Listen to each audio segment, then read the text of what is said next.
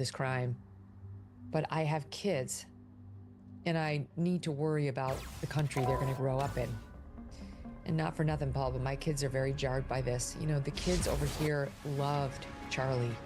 He was an important figure for them. They don't have a lot of heroes that they can look up to who they see in their spaces, you know, who are all over TikTok trying to talk to them, who go like on that show Surrounded where everybody yells at you.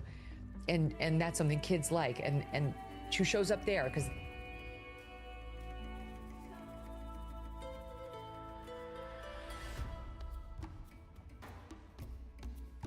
you'll need a top-notch team to win this one. A father.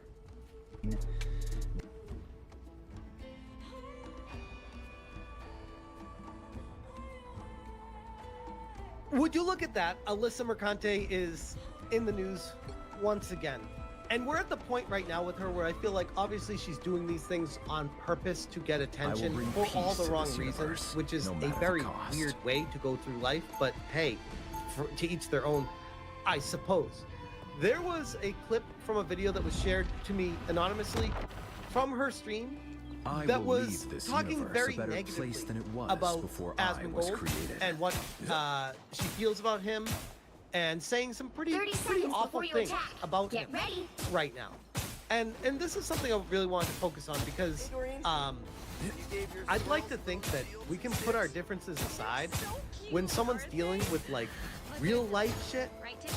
That you're like you kind of, you know, put the differences aside and just say, you know what, I'm not gonna touch that right now. That let him live his life, take care of his dad, and then we'll get back to what do you even call it? Digitally getting mad at each other or whatever you want to say. This was Asmongold. He says, TLDR, my dad's health is really bad, and I have to take time off to deal with it. As a lot of you guys know, my dad's been going through a lot of medical turmoil in the last few months. Originally, he went to the hospital for pneumonia, then upon leaving, had a test that showed acute liver failure that turned out to be pancreatic cancer. Not a good day. After the diagnosis, we took him to the oncologist who recommended chemotherapy, which we did. The first week was fine, but the day of the second treatment, by the end of it, he was so effed up and had so much difficulty breathing that he didn't sleep more than an hour at a time. It was so severe, I ended up sleeping on the floor next to his bed that night in case something went even more wrong. I'm not even going to try to put myself in his shoes. I could only imagine what he's dealing with. This hits particularly hard for me because my wife is an oncology nurse. So I'm very familiar with the tragedy and what he's dealing with right now. My wife comes home from work sometimes crying. She'll form bonds with patients.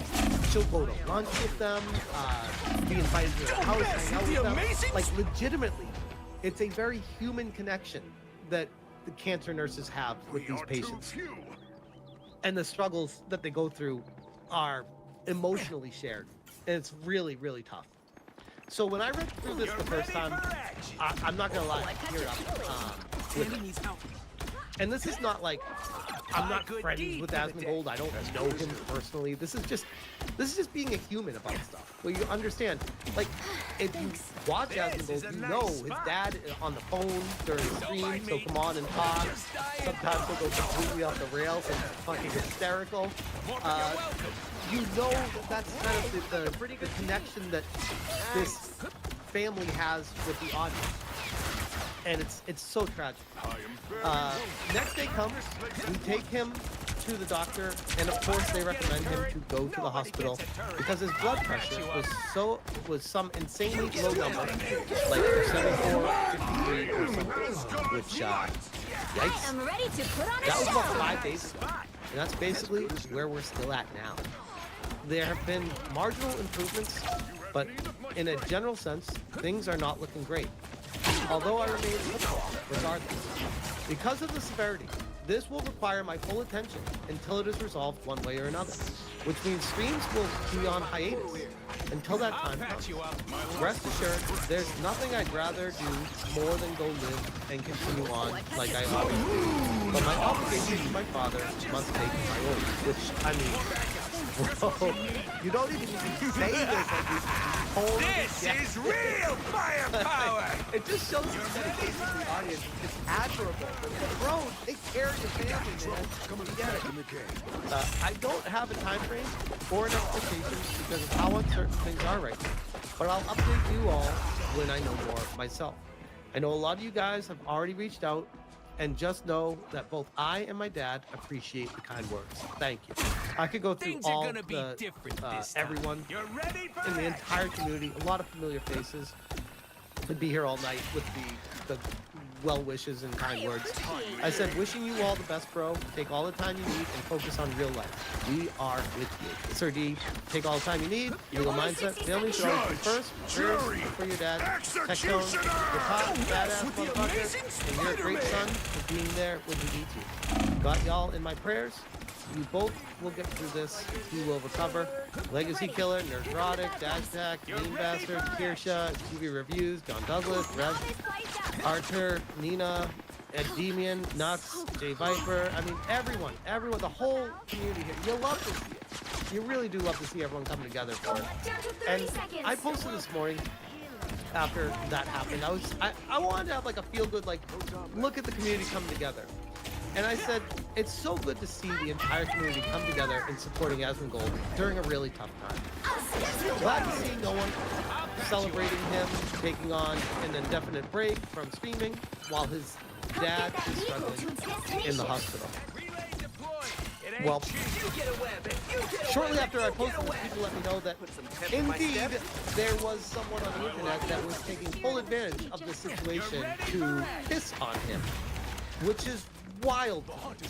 Like, I get it, by the way, before I even go to this, I get it, because Birdie said, well, not everyone, with a screenshot of this before I knew that it was from today. And this is her going through an Asmongold Excel spreadsheet with all the information she's trying to harass him with. And I said, look, I know a lot of people don't like Alyssa, especially after what she's put me and my family through. But I'd like to think even she understands that this is not the time or place. I'm hopeful this screenshot is from long ago. They said, it's from her stream today. She's currently on Mike from PA's hate-mongering stream, pushing lies, and alluding to her lawsuit with you for sympathy. I am ready to And I said, I shouldn't be surprised, but wow, just wow. This post I saw afterwards from Grums that I shared here. It's pretty cold of Alyssa to imply that Asmongold is taking a break because of view botting, which, if she's claiming that Asmongold view bots, does she not understand what view botting means? His chat goes a million miles a second. All of the people in his chat are writing real things for the most part, or emojis. So, like, there's like actual fast-moving chat conversations, and if you screenshot, you can see like many familiar faces from all around the internet. Watch Asmongold as well as people that aren't online, people that just have no name accounts, also watching. To accuse Asmongold of view botting is wild. Again, allegedly, if that's what you're doing. I don't mess with the amazing Spider-Man. That's crazy, Eagle Eric, because Asmongold demonstratively doesn't block whatsoever. I think she, in her mind, would be trying to figure out a way how she possibly wants to watch him, because she does not like him at all, and she thinks in a box where she thinks she's like that. Everyone can only think the way she thinks. It's like, no. In fact, you're the only one that thinks that way. Everyone else is out here thinking like, hey, let's listen to what this guy has to say. Very strange. Because of view botting, and celebrates that he has to stop streaming to take care of his dad with cancer. And here's a Asmongold and Tectone taking indefinite breaks from streaming. And I don't know what the hell this picture even is, this girl celebrating, or who it is. It's very, very strange. but she continued underneath that. Will be very interesting to see how those who have been targeted by them fare over this time. Perhaps the harassment will decrease.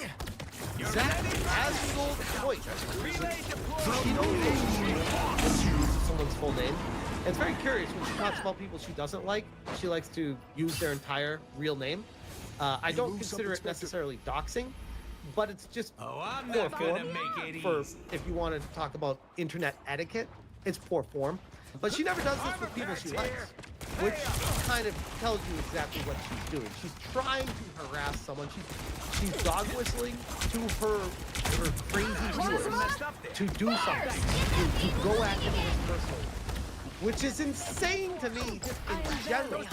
But on top of that, just in general, saying the situation is with his dad having cancer, is taking a break to take care of his father, who has cancer. John Tecco Roberts cited his mental health. Okay. The streamers' breaks come just a couple of weeks after Twitch cracked down on ViewBot, which appeared to affect both of their viewers. I can't speak for Tecco, and I have not researched that at all, but what? With Asmongold? What? What the hell is she talking about? Could it be? Here's a wild idea. That he started co-streaming on Kick and multi-streaming in different areas, and many of his viewers are watching him on different platforms now? Could that maybe have something to do with lower viewers on Twitch? Potentially? So you get the chat to still fly like crazy, now it's just fly like crazy. This is real firepower! But yeah, don't let facts get in the way of a good story. 8-Bit Aaron says, imagine celebrating a man taking time off for his father's cancer. Elizabeth Conte really doesn't understand why the internet despises her. I think she full well knows what the hell people don't like about her. And I think she embraces it. I think she has found this is an avenue to get attention. So she leans into it. Here I am talking about it. Here you are watching and listening to this. She knows that this is how this works. She doesn't care if she's infamous. She just wants attention at any and all costs. It doesn't matter to her how people pay attention to her. It's kind of it's extremely embarrassing, and it's gonna be take a tremendous toll on your mental health. Like that in itself has got to crack you every single day, knowing that you're doing that to yourself. It would explain a lot of why she is where she is mentally. Which brings me full circle to this clip right here. Now there are many clips from her stream today. I'm not going to play them all, but there's one section in particular that I wanted to showcase here. So let's play this. I think the audio should be loud enough. Let's see. Hopefully. There's such an astonishing lack of empathy in the right-wing content creator space, right? There's such an astonishing lack of empathy. Joining us now is Jack Houghton, host of the media show. Back to what we discussed. But then, really even that controversial. Of this horrific murder of a Ukrainian refugee, Arena. You'll need a top-notch team to win this one. Hey guys, sorry about the shit quality on my phone, but I just have a lot of thoughts about what's going on in the world right now. You know, I got a chest and sternum tattoo today for 4.5 hours. I thought that was going to be the most pain that I felt today, and then, well, in case you didn't check the news or Twitter, or God forbid you check Blue Sky, Charlie Kirk was assassinated. Live consumed in by front of dark, hundreds I will of bring people peace to this with a universe. bullet to the neck We guard the galaxy, sure. But for sometimes about we take 25 30 minutes. seconds before you attack. People Get thought ready. there might be a chance of him surviving. Anybody who saw the footage You're a shooter would know like me. that was There's definitely no not shooter like me, going buddy. to be the case. Never figured I'd have something in common. Recommend with you Tom not look into it. You're squeamish. We've seen a lot of death lately, whether that be the multiple white women who have been slaughtered like dogs on The public battle transit starts in 5, or in parks. 4, You know, 3, Charlie Kirk, 2, who was 1. assassinated with a bullet to the I'll throat. patch you up. This Someone scratch my back. What's happening in the world right now is the hate is at something. It has really slowly started to change me how awful the world is right now. And by the way, you've been on Blue Sky. Yes, in fact, Charlie's death is being celebrated by far too many people for me to be comfortable with this fact. In case you don't know who Charlie is, he was a right-leaning political commentator.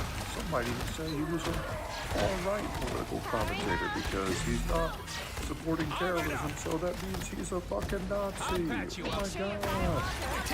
Yeah. Charlie Kirk was one of the few political commentators who really kept it fair.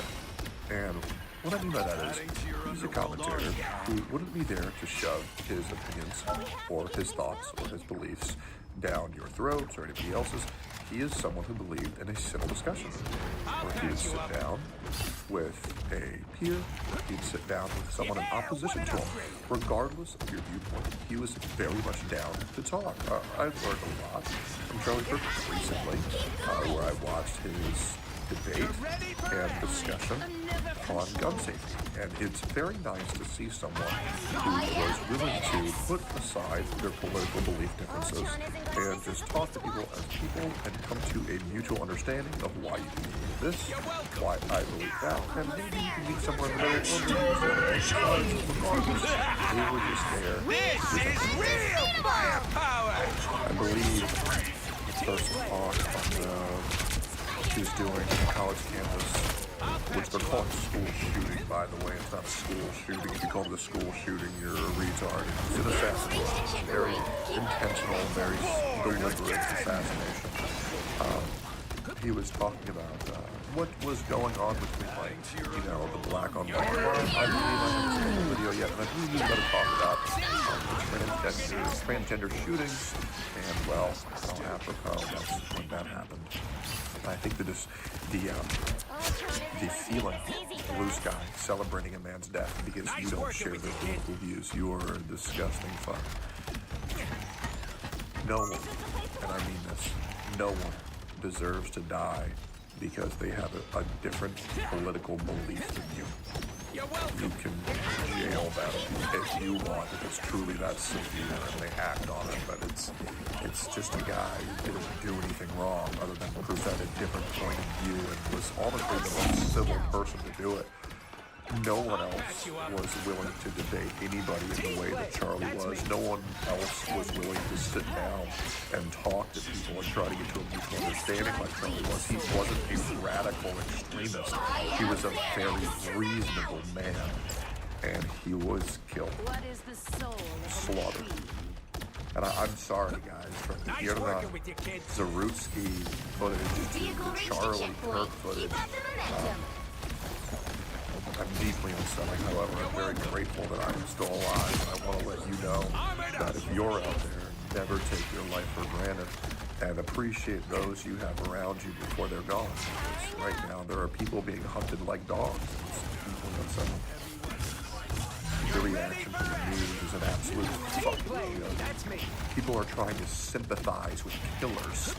To Carlos Brown, who killed Dearman, they're saying, yeah, but what made him like that? Well, you don't understand how he felt. It doesn't fucking What are we doing where we are sympathizing with fucking murderers? What are we doing when websites are protecting people from being called fat and ugly and a whore more than we're punishing people for calling for the deaths of our senators as well as our citizens, as well as radicalizing audiences to enact violence while recording themselves breaking the fucking law? Are we all seeing the same fucking shit online? Guys, I have been banned for nearly 2 months total over the past 4 months for This is real yet they are power! calling for the death of other people, political figures, and attempting to radicalize and weaponize their audience to hurt people and kill them, who have gone unpunished. Your big chance! What the fuck are we doing? Here comes What? trouble. Systems What is restored. possibly going on in the world? This is disgusting. It is. It's absolutely fucking disgusting. It's pathetic. It's a joke. I can literally feel in real time myself becoming radicalized because this country is forcing me to. These people are forcing me to because the people in charge are a fucking joke. And it's everywhere. It's everywhere. The system is broken. I don't believe it's beyond repair. But this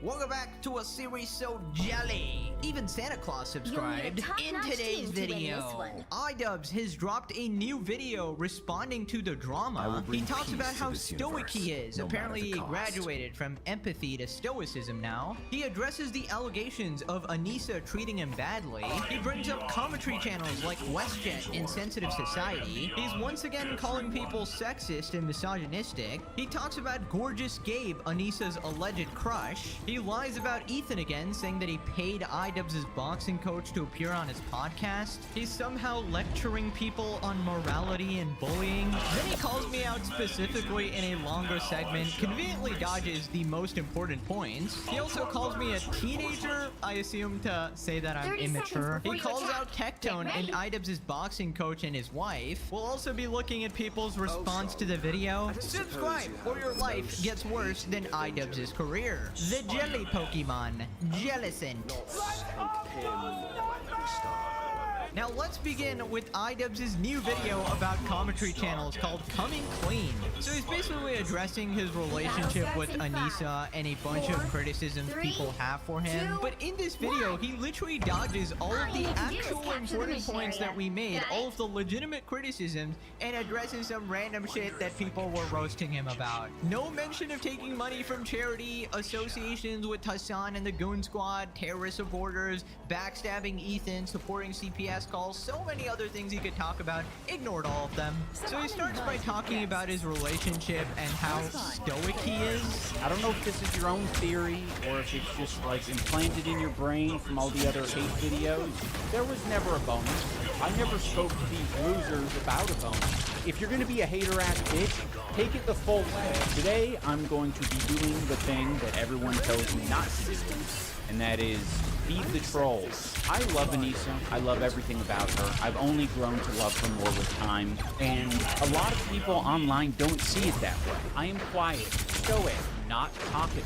She is the opposite of that. She is loud, very talkative, social. People struggle to understand that dynamic, I think, especially me being a person who has made a career of talking online. Okay, first off, immediately calling all the people talking about him trolls to discredit them. This is a classic tactic from the Hamas Piker playbook, you know, just call people slop tubers or trolls to discredit anything that they're saying instead of actually addressing their arguments. Second thing, iDubbbz calls himself stoic.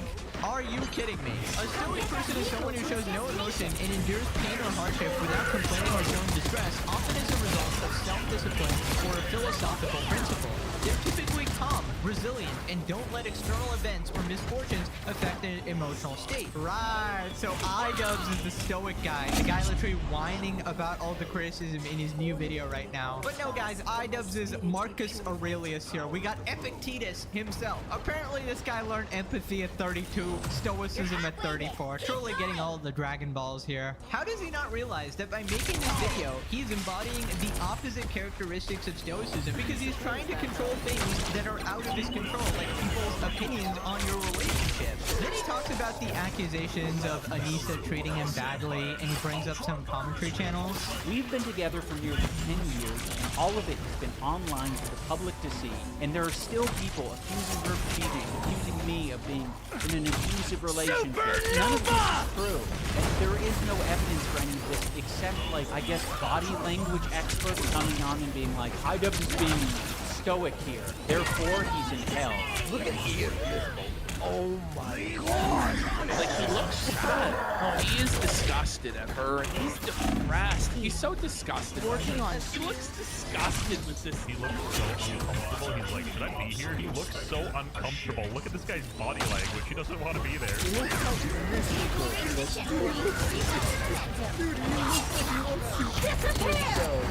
shout out the boys, WestJet and Sensitive Society. Congratulations on the iDubbbz feature. We all made it, fellas. Now, our part comes later, guys. Don't worry. But yeah, the thing is, people are just pointing out what they see and how they feel based on observing your relationship online. It really seems like you are not having a good time and Anissa is just treating you horribly. And there is an insane amount of clips backing up this, theory. The way she puts you down constantly, talks about you shitting yourself, your bad breath, and you just respond like a whimpering dog. Obviously, people are going to make assumptions. People are going to comment about what you are putting out there. If you don't want to be perceived that way, don't act that way. You don't exactly look like a happy couple. I mean, I kind of want to kick myself now. Okay, so they're not a fan of the resting bitch face. All right, well, I'm not going to smile all the time, fellas. And even when I smile, you guys still, like, contort it into he's so uncomfortable or he's smiling through the pain. He's smiling on his face. What? But inside his eyes, you can see his pain. I mean, come on, iDubbbz. You chose the worst example ever. That picture literally looks like you were forcing a smile. And sometimes you genuinely seem like you are. Like, she will humiliate you, and you just crack out this weird-ass lobotomized cuck smile that just doesn't make any sense. It really seems like he's on ultimate defense mode for the relationship. And the truth is, if you're really secure in your relationship, you would not feel the need to prove it to the internet. You would just be your happy little couple offline. The fact that you're out here again trying to justify it to the internet just shows that it's actually affecting you and you're not so confident in your relationship. Right, so the next party calls out people for being sexist or misogynistic, the classic. For some reason, well, not for some reason, for the reason of sexism and people's view on OnlyFans and them just not liking Anissa, they want to push forward a narrative that she's actively and continually cheating on them. And if you listen to freaks like this guy I'm about to show, it makes sense why. They are obsessed. I think he wants to bang Anissa. Anissa was me and wanted to have with this therapist. What we're describing here is two grown men who are fantasizing about a stranger and his wife and what they do in the bedroom or don't do. That is creepy, weirdo shit. Okay, they're obviously joking there. Also, iDubbbz talking about creepy, weirdo shit. The man whose wife is an OnlyFans. Now, surprisingly, I actually don't know much about this channel that he's talking about specifically. I've only seen a few clips on Twitter here and there and might have included that in my video. But just from what you played there, it really seems like they're not taking it too seriously. They're just sort of making fun of you and finding a reason to roast you, which is just, what they do to lolcows on the internet. Then this next party talks about Gorgeous Gabe. Basically, for context, iDubbbz's boxing coach Mike said that Anissa had a crush on iDubbbz's boxing partner Gabe, who pummeled him. So yeah, somewhat humiliating. If you're curious about the hairdresser these guys are talking about, I will point you to my disgraced boxing coach, Michael Briggs. For some reason, this stupid fucking loser and his dumb as rocks wife decided to go on the HC podcast. They already spilled their guts. They were getting paid like $5,000 to go on this podcast. I'm going to be sending you guys $5,000 for the bonus that you never got. Okay, what was that? He just immediately lied. They were not going to go on the podcast. Ethan literally pay them because he found out that you guys did not pay the bonus amount to them. So Ethan, from what I understand, was actually just being nice. So it wasn't like a payment to appear on the podcast. That is a huge difference there. That was literally Ethan just being a generous person there. But obviously, you can't really expect the truth from a friend of Hassan here. I think they were maybe afraid that they wouldn't get the money if they didn't thoroughly trash him. So then maybe thinking that they weren't trashing his hard enough, Michael Briggs decided to invoke the name of one of his presumably friends and say that Anissa was like thirsting after him. She definitely had a big crush on one of the guys that would come in and spar with him, because anytime they would spar, she would just be super into it and watch every moment. Yeah, even if he was like beating up, she'd be very into it. For whatever it's worth, every time Michael Briggs, my disgraced boxing coach, would reference Gabe, he would always refer to him as Gorgeous Gabe. He couldn't help but refer to him as Gorgeous Gabe on the podcast. I would call him Gorgeous Gabe. He's a beautiful guy. Yeah, he's got tattoos, he's large, he's tan. I don't call him that. My wife doesn't call him that. If you have some unresolved sexual tension or fantasies, whatever the fuck it is, you need to keep that shit to yourself and not project it on other people. Dude, is it just me, or is it the same shit that Hassan does? You know when Hassan says, oh, Ethan has a psychosexual obsession with me? Like, obviously nobody believes that. And here's Idub saying, oh, my boxing coach is just sexually obsessed with Gabe here. Dude, nobody's buying that shit. Now, as for the facts of the situation, did Anissa have a crush on British Gabe? Obviously, we don't know for certain, 100%, because no, we weren't there. But I do feel like a loser. He probably has great conversations with everyone except Only me. 60 seconds left. Jack. Kicks my ass. This is obviously a he said, she said, but iDubbbz is a known liar, so take that as you will. Also, I love how he doesn't even address the main horrible thing they did, that Mike's wife was a child marriage survivor and reached out to iDubbbz and Anissa for help, and they ghosted her, they ignored her, and they didn't even address that allegation at all. Right, so this next part, he talks about morals. You know, iDubbbz, the guy who is secretly taking money from charity, talking about morals. Supernova! Talk about the concept of being ball cow because these fucking losers, they love the concept of like labeling someone a lol cow and then like bullying them and watching their life spiral out of control. They won't, you know, say as much. They'll just be like, yeah, we just do it for laughs. The whole thing's entertainment. It's just a, you know, just an innocent guys just having a laugh. Thankfully, Anissa and I are in a much safer and privileged position than many other people who are the targets of guys like this who want to bully them into submission. Yeah, this is Rich coming from the content cop guy. The guy who literally made a career off of destroying other people so completely that they actually quit after. Back in the day, a content cop was literally the sign that your career was over and you had to move on in life. And before you say he disavows it, well, he didn't refund the money he got from that, did he? He didn't refund the 7 million subscribers he got from that, so no, that doesn't work. But anyways, at least he finally admits that his life is spiraling out of control, as he puts it, when him and Anissa were acting this entire time that they're just doing so amazing, you know, nothing is affecting them. They've never been happier, apparently. Yeah, we know that was a load of horseradish. Okay. Full actions. Picture mark, but with them. And here they are cheering. We are back here for you on Live Now from Fox. I'm your host, Mike Page. Thanks again for joining us, continuing to bring you the breaking news coverage of Charlie Kirk murdered in Utah at his event. The Utah governor calling it a political assassination. We've heard already from President Trump. We'll play that out for you a little bit later, just in case if you're just joining us here on Live Now from Fox. But really, the big news since this shooting, though, is that the suspect's still on the loose. An active manhunt is going on right now in Utah. Before, they did have a person detained. They were questioning that person, but then we hear from FBI Director Kash Patel saying the subject in custody has been released after an interrogation by law enforcement. Our investigation continues, and we will continue to release information in interest of transparency. So I want to obviously continue to talk about this. Let's bring in our next guest to help break down what the investigation might look like right now in this hour.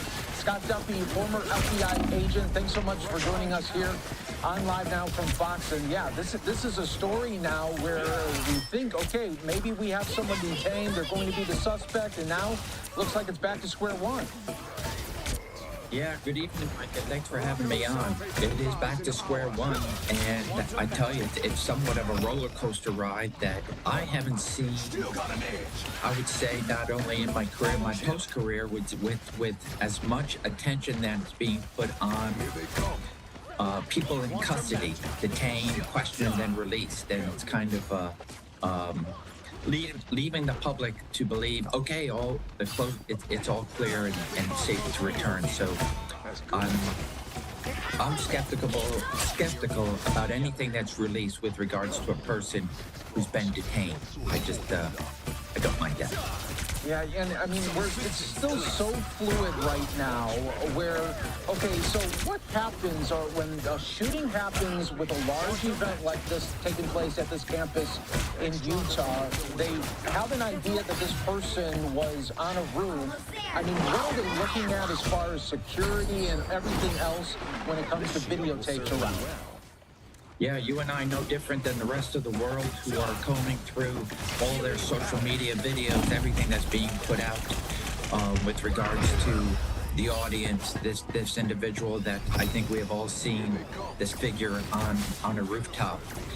So, and you can imagine that there's probably many more photos and videos that are out there that are helping police, helping the FBI and other law enforcement agencies to narrow down the search. So, like anything else that we have discussed, unfortunately, with these tragedies, active shooters, mass shooters, attempt assassinations, as we have seen twice on President Trump's life, and then, of course, tonight, the unspeakable tragedy of what is being called an assassination and a political assassination with regards to the life of Charlie Kirk.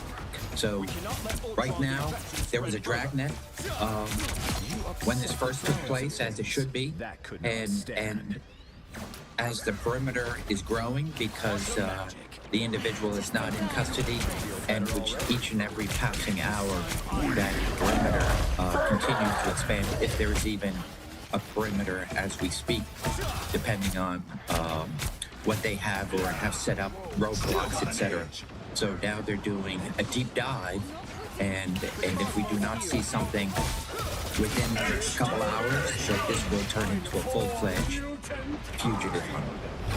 Yeah, and Scott, I also want to get your take. Before an event like this happens, when it's outdoor, you have the open air, what is his security team as well as the local law enforcement doing around the perimeter to make sure that it's safe?